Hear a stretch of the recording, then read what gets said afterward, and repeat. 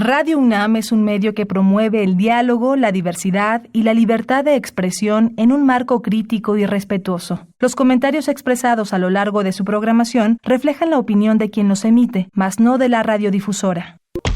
La actualidad. La actualidad. La actualidad. La actualidad demanda cuidar nuestra salud. Estar informados es nuestra mejor herramienta.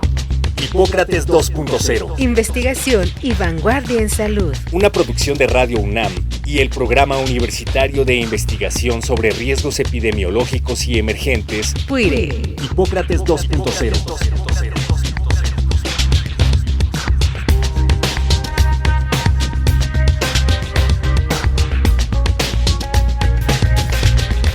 Hola, ¿qué tal? Bienvenidos a Hipócrates 2.0. Yo soy Mauricio Rodríguez, los saludo con muchísimo gusto como cada semana. Qué bueno que nos están acompañando una vez más aquí en Radio Universidad. En el programa de hoy vamos a hacer la primera parte de una entrevista y una charla con el doctor Luis del Carpio Orantes sobre la condición post-COVID. Es un tema muy vasto, muy extenso, que además tiene diversas perspectivas que vale la pena tratar, así que pues de entrada dijimos vamos a hacer dos programas para abordar en este primero un aspecto más biomédico, un aspecto más de la parte clínica médica, y en la siguiente parte, la próxima semana, hablaremos sobre el componente psicosocial, que es pues sin duda muy relevante, sobre todo pues por lo que se ha visto de este conjunto de enfermedades y de estas situaciones derivadas de la infección y de la presencia del virus del COVID. Entonces vamos rápidamente a escuchar la cápsula curricular del doctor Luis del Carpio. Regresamos para iniciar la conversación.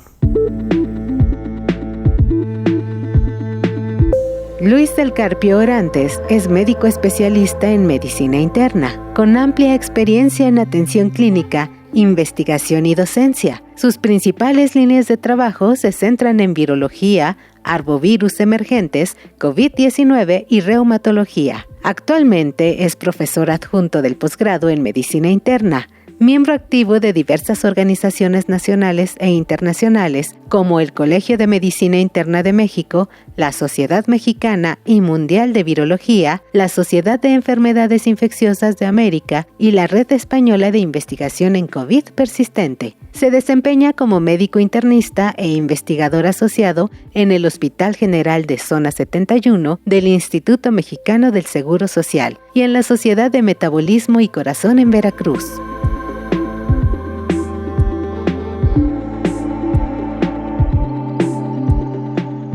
Doctor Luis del Carpio Orantes, bienvenido a Hipócrates 2.0. Muchísimas gracias por aceptar la invitación, Luis. Sí, pues muchas gracias por la invitación y qué bueno que tenemos Radio UNAM para que podamos tener ese espacio de divulgación de estos temas relevantes y que prácticamente a veces son desconocidos en el ámbito tanto médico como social, ¿no? Sí, justamente es un tema, el de la condición post-COVID.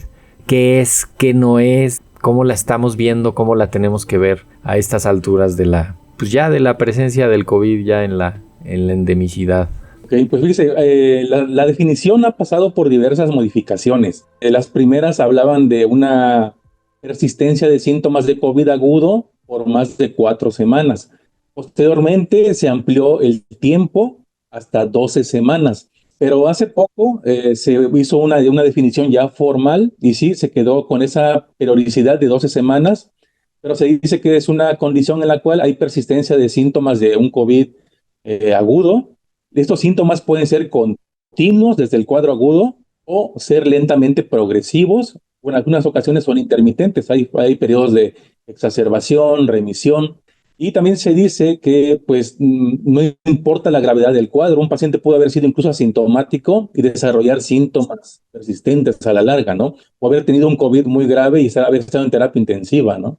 La condición post-COVID se comenzó a ver después de la onda de Delta, que fue uno de los virus más agresivos que tuvimos. Y los primeros casos que se comenzaron a documentar fueron por ahí del 2021. Se hablaba de pacientes que habían tenido un cuadro agudo, no se recuperaban al 100%, y pues se sentían abatidos, fatigados, tenían dificultades para regresar al entorno laboral, al familiar, ¿no? Ahora, estamos ahorita en una situación en la que ya todo el mundo o ya le dio o ya está vacunado y ya llevamos desde noviembre, diciembre de 2021 con la variante Omicron como la variante dominante. ¿En dónde estamos? Y pues actualmente estamos hablando de la pandemia, ya ve que son etapas, ¿no? Prácticamente ya pasó la etapa pues, aguda de la pandemia, la etapa emergente de la pandemia, pero actualmente estamos atravesando una endemia, es decir, prácticamente el virus se ha establecido en cada región geográfica y están habiendo ya pues, casos de transmisión pues, autóctona, por decirlo así, ¿no? Entonces, estamos atravesando actualmente en esa fase. Muchos dicen, pues ya se acabó la pandemia, entonces ya no hay enfermedades, ya no hay casos. Desafortunadamente, actualmente se ha normalizado mucho eso, como ya no estamos en la etapa aguda de la pandemia, y por ejemplo, en algunas instituciones han dejado de hacer pruebas diagnósticas, no tenemos actualmente una estadística pues muy confiable de casos, ¿no? ¿Qué tanto condición post-COVID están viendo? ¿Cuáles son los órganos o sistemas más afectados? Las causas que se han argumentado ya, las manifestaciones clínicas. Sí, fíjese, hay un gran estudio que publicó el Instituto Nacional de Geriatría, basado en el ENSANUD 2022, y la verdad es bastante bueno porque estudiaron más de 24,400 pacientes mexicanos, y ellos llegaron a establecer una prevalencia del 20%. Es decir, que de 10 pacientes que padecieron el COVID agudo, 2 están presentando un COVID persistente, ¿no? Actualmente en México. Esa es una estadística, la verdad, bastante buena, bastante confiable. Y pues además de ello, se ha visto que los principales síntomas, de hecho a nivel global, son los síntomas neuropsiquiátricos, ¿no? Y de estos destaca el denominado brain fog, ¿no? Que es como un estado de encefalopatía subclínica que trastorna algunas funciones mentales superiores, funciones ejecutivas. Como neblina mental, ¿no? Dice que ese término, los mismos pacientes pues, lo impusieron, ¿no? Porque brain fog, si lo buscamos en la literatura médica, no existe, ¿no? Y lo pudiéramos definir como un estado de encefalopatía subclínica, ¿no? Que trastorna funciones mentales superiores, memoria, cálculo, atención, todo eso, ¿no? En México, curiosamente, los segundos síntomas de mayor prevalencia son síntomas osteomusculares, principalmente fatiga, hay osteopenia, hay sarcopenia, puede haber artralgias, mialgias. Ya. Oye, ¿qué pasó con lo respiratorio? Porque hubo un momento en el que el tema era lo respiratorio. Ahí había las secuelas más graves, estaban ahí. Los pacientes se fatigaban, tenían un desempeño pulmonar reducido por culpa de la enfermedad, sobre todo los que les dio la enfermedad más grave. Y luego eso ya se fue haciendo hacia un lado, ¿verdad? De hecho, en la condición post-COVID, la afectación pulmonar prácticamente pasa a un cuarto o quinto rubro, ¿no?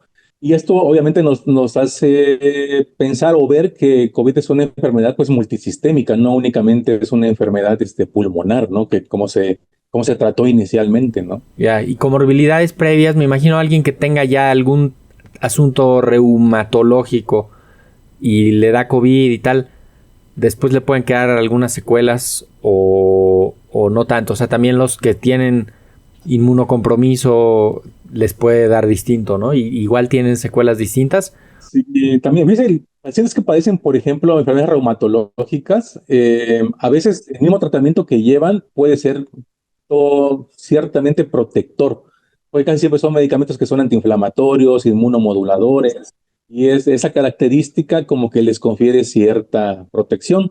Pero ahora bien, la otra parte, se ha visto que también asociado al COVID persistente o condición post-COVID, han desarrollado algunos pacientes enfermedades autoinmunes, ¿no? Lupus, artritis reumatoide. Probablemente el COVID funcionó como un disparador para que se presentaran ese tipo de enfermedades. ¿Tú has visto pacientes de la primera ola, la de el 2020, que sigan con secuelas, que sigan con problemas? De hecho, fíjate que hay grupos de pacientes que pues se sienten desprotegidos porque todavía no se sabe mucho de esta condición y Claro. las autoridades todavía no lo reconocen, pero ellos se hacen alianzas, crean grupos.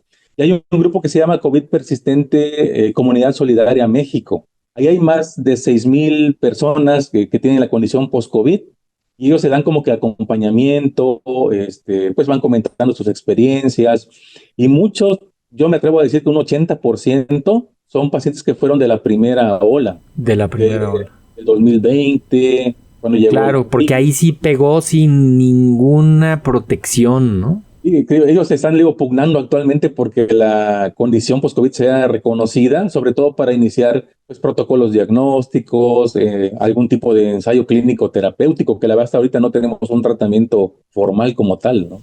¿Hay biomarcadores? O sea, ¿hay algo que le podamos estudiar en la sangre o con un aparato o con algún estudio al paciente y que nos diga, aquí está lo más probable es que esto sea la causa de la condición post-COVID? Dice que actualmente se dice que es un síndrome clínico y obviamente la sospecha es clínica, ¿no? Pero no hay actualmente como un biomarcador que nos pueda apoyar para un diagnóstico certero. Si hacemos estudios de laboratorio básicos, citometría hemática, química sanguínea, pruebas de funcionamiento hepático, prácticamente van a salir todos normales, ¿no? Y el paciente puede estar totalmente sintomático, fatigado, con la niebla mental. Entonces tenemos que hacer estudios un poquito más profundos. Lo que yo he podido ver con algunos pacientes es que tienen trastornos de la inmunidad. En la subpoblación linfocitaria pueden llegar a tener alteraciones de las células NK, las asesinas naturales, ¿no? Y eso habla de una desregulación. Que ya son como un grupo específico de los glóbulos blancos. Los estudias, tú les haces una biometría hemática y ves pues, que más o menos está normal, pero luego ya si te fijas bien y le buscas bien por ahí, hay desbalances de los glóbulos blancos, pero ya con estudios muy específicos, ¿no? Sí, exacto. Y también, por ejemplo, de hecho hay algunos kits que han comenzado a hacerlos donde se miden citocinas proinflamatorias, por ejemplo, medición de interleucina 1, interleucina 6, interferones, pero obviamente el costo es elevadísimo, ¿no? Y todavía no está establecido, ¿no? Creo que esto es bien importante que lo plantees así, porque ya hay quien anda diciendo, es que aquí está el kit para el diagnóstico de no sé qué, y venga y compre mis productos, y después le voy a dar estas vitaminas, y usted venga y hágase un check-up, y aquí le voy a encontrar. No está definido esto. Se está construyendo. Hay quien tiene síntomas psiquiátricos y se aborda de una manera. Hay quien tiene síntomas reumatológicos y se aborda de otra manera. Hay quien tiene síntomas osteomusculares y va a estar yendo con el traumatólogo, el ortopedista, porque lo que tiene es dolor muscular, dolor de articulaciones, ¿no? Es muy amplio el espectro de esto, ¿no? Sí, así es. Y le digo, además, es muy difícil tratar de buscar los principales hallazgos que se han comentado a nivel mundial, ¿no? Por ejemplo, algunos grupos han encontrado algunos microtrombos amiloideos. Obviamente, en nuestra realidad mexicana es muy difícil de buscar un trombo amiloide, ¿no? En todos los pacientes. Es muy complicada la ¿En dónde lo buscan? ¿En el cerebro? No, es a nivel sérico, a nivel hematológico. Los microtrombos están circulando, solo que tienen que buscarse esa condición amiloidea para que sea más asociado a la condición post-COVID, ¿no? Y lo otro que se está hablando mucho actualmente es la persistencia del virus o de partículas virales, ¿no? Que también hay que rastrearlas desde el sistema nervioso central, a nivel sérico, a nivel de los diversos fluidos corporales, ¿no? Sí, yo he visto estudios en el que encuentran, de hecho, cuando con la variante Delta, me regreso a verano del 2021, salió un artículo muy importante en la revista Science, en donde veían que el virus infectaba las células del epitelio intestinal y que por eso daba diarrea y que era un poquito más en esa ola de Delta, y entonces empezó a entenderse mejor lo que estaba pasando, pero después empezaron a buscar fragmentos del virus en cualquier rincón del organismo y lo han encontrado. O sea, han encontrado pedacitos de la proteína Spike en unas zonas del cerebro donde dices, ¿cómo se les ocurrió ir a buscar allá o cómo lo están buscando allá? Y ese es el otro problema. O sea, no sé si se buscó de más. No sé, nunca le habían buscado tanto a influenza o a Staphylococcus o a otros, ¿no? Es que el SARS-CoV-2 es un virus que es pues neurotrópico por excelencia, ahora se sabe, ¿no? Pero también tiene un tropismo multifacético, puede infectar cualquier tipo de célula, ¿no? Pero exclusivamente, como las manifestaciones neuropsiquiátricas son las de mayor prevalencia, como que todo el mundo se enfocó a buscar a nivel del sistema nervioso central, ¿no? Y lo encontraron, ¿no? Y actualmente también se está viendo que hay muchos datos de neuroinflamación, incluso si haces estudios de resonancia magnética muy sofisticados, puedes encontrar que el cerebro está inflamado de una manera, pues, subclínica, pero va condicionando alteraciones, ¿no? Cognitivas, en el coeficiente intelectual, en las funciones mentales superiores en general, ¿no? Oye, pero qué locura, porque si fuera, voy a plantearlo así críticamente esta pregunta, si fuera tan relevante, ¿no estaríamos viendo otra cosa? O sea, estaríamos viendo demasiada gente con más problemas, porque el COVID pasó por encima de todo mundo. ¿Cómo unos sí y otros no?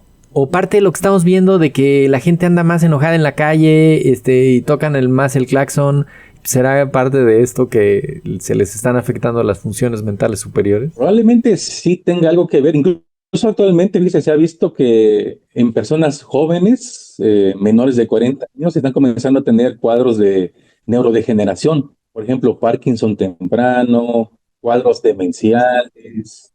Yo hace unos días vi una noticia que habían diagnosticado un Alzheimer en un paciente de 19 años y estaban como que intentándolo asociar con una condición post-COVID. Y es algo pues muy, muy raro, ¿no? Nosotros esperaríamos un Alzheimer en pacientes arriba de 50 años de edad. Sí, de hecho sí también ya hay varios estudios en los que se ve que, sobre todo en los adultos mayores, les acelera este último deterioro que ya es como clínicamente detectable, ¿no? O sea, después de que les da COVID y hay esta inflamación y este desequilibrio general en su cuerpo, después viene ya como un deterioro más franco, como lo que pasa cuando se fracturan la cadera, que después de eso pues ya no se terminan de recuperar muchos y eso es el inicio de un fenómeno de cascada de deterioro. Podría ser que acá, sobre todo si se suma con otras cosas, ¿no? O sea, ¿tú a qué le pondrías atención a alguien que dijera, ok, le dio un COVID fuerte y tiene estos otros factores, vamos a seguirlo más de cerca? Y yo creo que, bueno, lo ideal sería que a todo cuadro agudo sería importante ver si el paciente se inflama, porque desde ahí comenzamos, ¿no?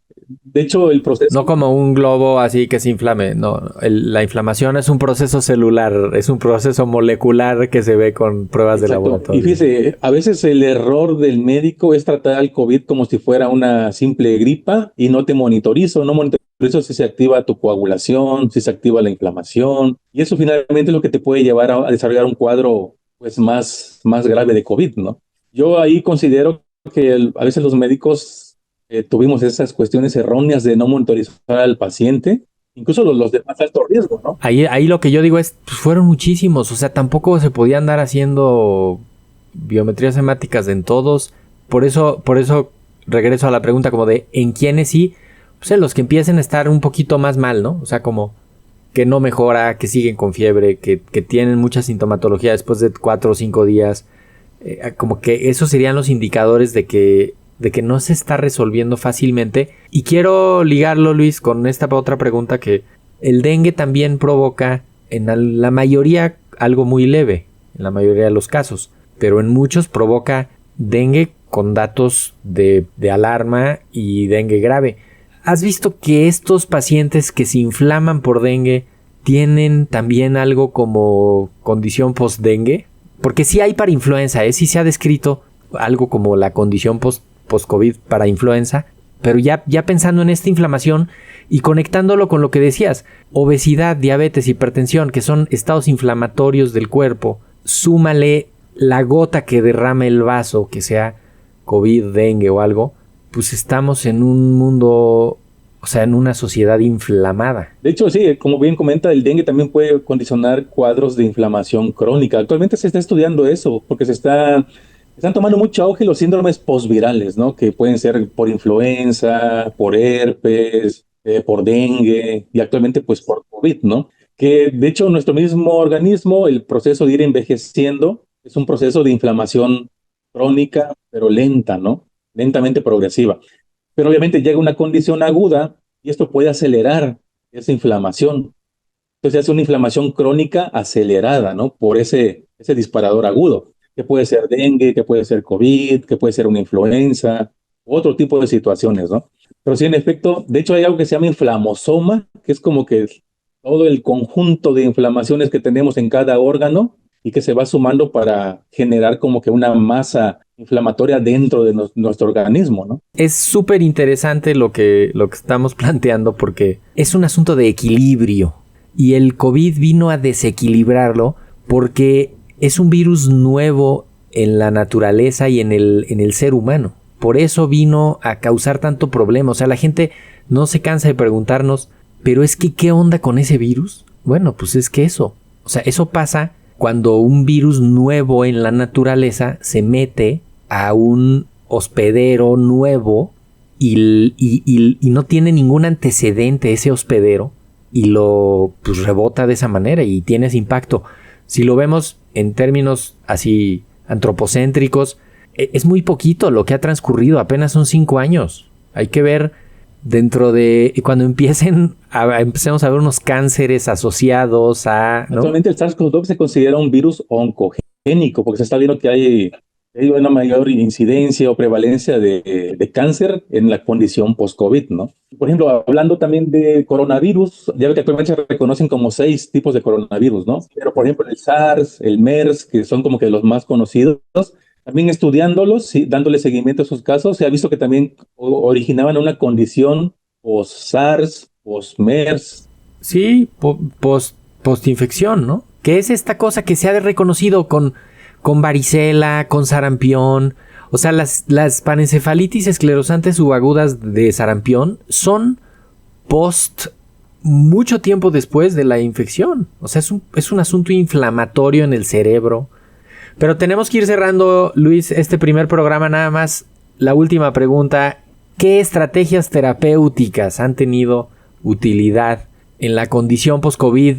Dependiendo de cuál estemos hablando, pero a ver, cuéntanos un poco de estrategias terapéuticas que sean como lo que ha tenido evidencia de utilidad. Hace poco salió publicado un metaanálisis con revisión sistemática de diversos tratamientos farmacológicos y no farmacológicos y llegó a la conclusión de que desafortunadamente todos los suplementos, todos los complementos alimenticios, algunos fármacos prácticamente no tuvieron una utilidad para esta condición post-COVID. Los multivitamínicos. Exacto. Dice que los pacientes en su urgencia por encontrar una cura o un alivio a los síntomas, se comienzan a llenar de complementos vitamínicos, que zinc, que selenio, que magnesio, que calcio. Sí, y vivimos en un entorno que lo facilita, ¿eh? Sí, exacto. Yo a veces he tenido ciertos roces con pacientes porque yo les digo, es que ustedes no deben de automedicarse, ¿no? Porque obviamente si estamos con una condición crónica que ya me tiene muy sintomático, muy enfermo, si no hay un médico de por medio que me esté llevando, dando un seguimiento, yo mismo me puedo generar más daño, ¿no? Y obviamente si me saturo de esas cuestiones de complementos, de minerales, vitamínicos. De hecho, algunos pacientes han comenzado a tomar incluso pues, antitrombóticos. Yo les digo, no pueden tomarlo sin una vigilancia médica, sin un seguimiento. Y hablando de tratamientos, digo, desafortunadamente no hay un tratamiento en forma. Lo que se ha visto que sí funciona es la rehabilitación física, pero debe ser personalizada para cada enfermo, para cada necesidad. Estrictamente supervisada también. Y también se ha visto que la terapia cognitivo-conductual, que influye mucho en lo psicológico del paciente, le ha ayudado muchísimo también. Hasta ahorita se puede decir que son como que las principales herramientas terapéuticas que tenemos a la mano, ¿no? Ahora esto es una declaración sensata la que estás haciendo. O sea, la gente va a decir, ay, pero entonces estos médicos no saben y tal. No, a ver, lo que sabemos es que esto no funciona. Ya eso es saber algo, ¿eh? O sea, eso es saber algo. O sea, cuando la medicina hace estos análisis como el que describes y descarta y dice, esto no funciona, eso ya es saber algo, eso ya es evidencia para que no esté la gente andando por ese camino. O sea, que no esté la gente automedicándose, multivitamínicos, todos estos productos que usan para las enfermedades crónicas sin evidencia. Eso no funciona. Quizás es más útil regular la inflamación con dieta, regular la inflamación con cambios en el estilo de vida, con actividad física. La alimentación definitivamente tiene un impacto en el inflamasoma del cuerpo. Y tal vez un antiinflamatorio a dosis bajita rompe el desequilibrio, ¿no? Sí, sí, claro. De hecho, grandes estudios que se están comenzando a utilizar, están utilizando, por ejemplo, medicamentos como baricitinib a dosis bajitas, precisamente para intentar que esa inflamación crónica acelerada se desacelere y vuelva a lo normal, ¿no? Y, por ejemplo, desafortunadamente también ha habido ensayos clínicos que no han dado, pues, buenos resultados, ¿no? Como, por ejemplo, un medicamento que se llama temelimab, que muchos tenían la mirada puesta en el medicamento. Desafortunadamente se comenzó el ensayo clínico, pero no cumplió sus metas terapéuticas, ¿no? Entonces fue como que un gran golpe porque todo el mundo decía, no, pues temelimab va a ser como que la cura, ¿no? La panacea para tratar la condición por COVID.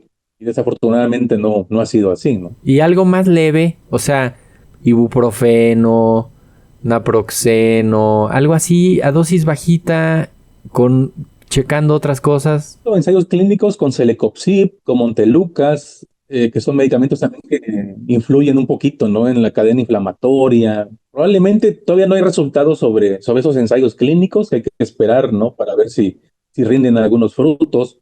Pero, por ejemplo, antiinflamatorios comunes como diclofenac o naproxen, como que tienden a generar más efectos secundarios más que beneficio, ¿no? Entonces habría que tener cautela con eso, ¿no? Sí, claro, y de entrada la dosis, ¿no? O sea, si te vas con dosis altas, el naproxeno, el diclofenaco, el mismo ibuprofeno, el ácido acetil salicílico, les van a dar problemas en otro lado, ¿no?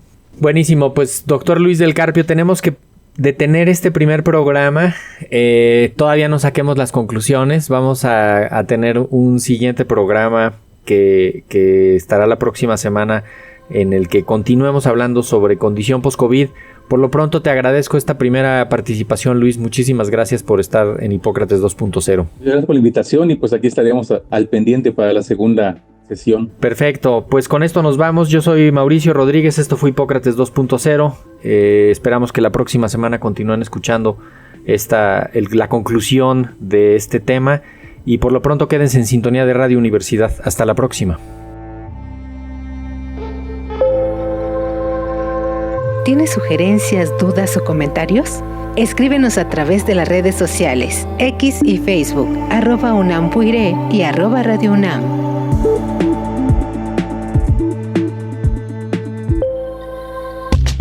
Hipócrates 2.0 es una producción de Radio UNAM y el Programa Universitario de Investigación sobre Riesgos Epidemiológicos y Emergentes, PUIRE. Coordinado por el Dr. Samuel Ponce de León. Te esperamos la próxima semana. Hipócrates 2.0. Radio UNAM. Experiencia sonora.